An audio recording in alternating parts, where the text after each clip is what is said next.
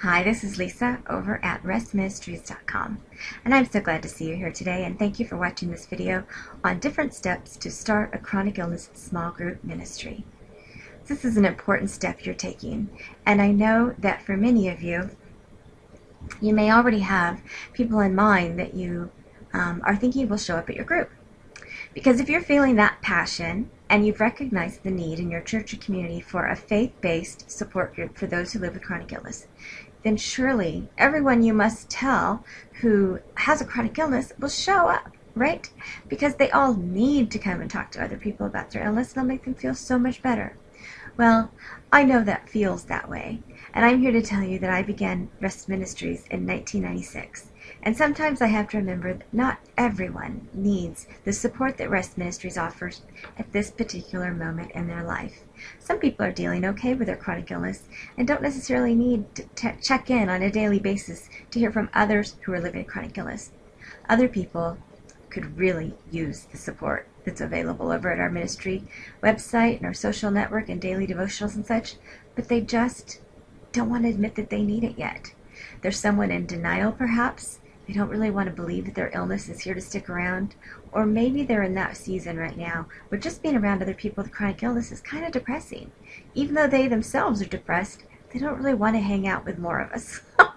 So, I know it's hard to believe, but there will be people that you will imagine will come to your group who will want nothing to do with it. So this is something to keep in mind when you're formulating a plan and a presentation to take to your church about who will attend your illness support group.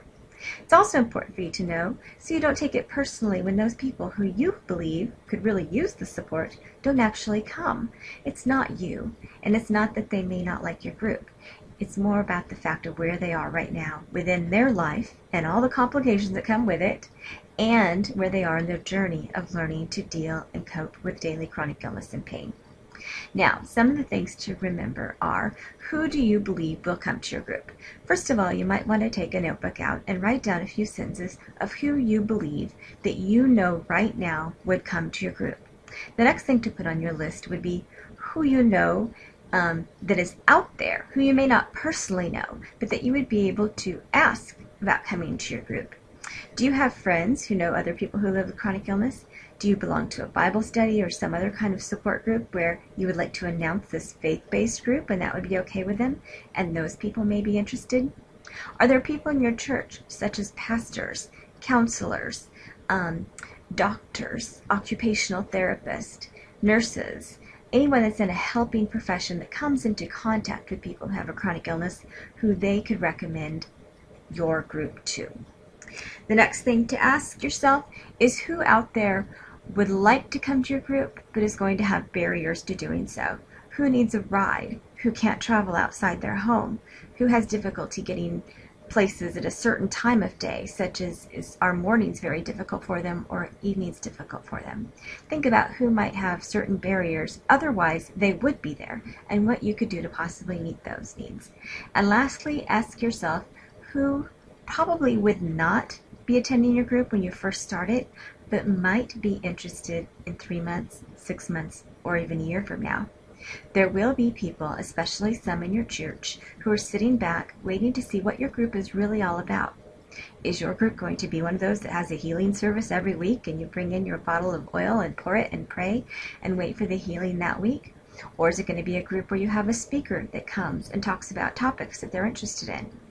Is your group going to be one where it's a Bible study, where it focuses on daily growth and spiritual walk? Or is it going to be a group where everybody gets together and talks about their aches and their pains and what alternative treatments they're going to try? Now, some of those groups I hope that yours will not be, and some of those types of groups are perfectly fine. But regardless of what your group is and is all about, there will be people who will be keeping an eye on it to just see what it's all about.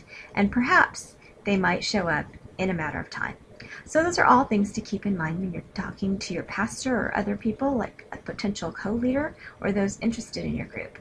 Make sure that you make a list of these different people that are contacts for you and the type of people that may or may not come and the reasons why, so that as you're doing your planning, you can keep that focus in mind.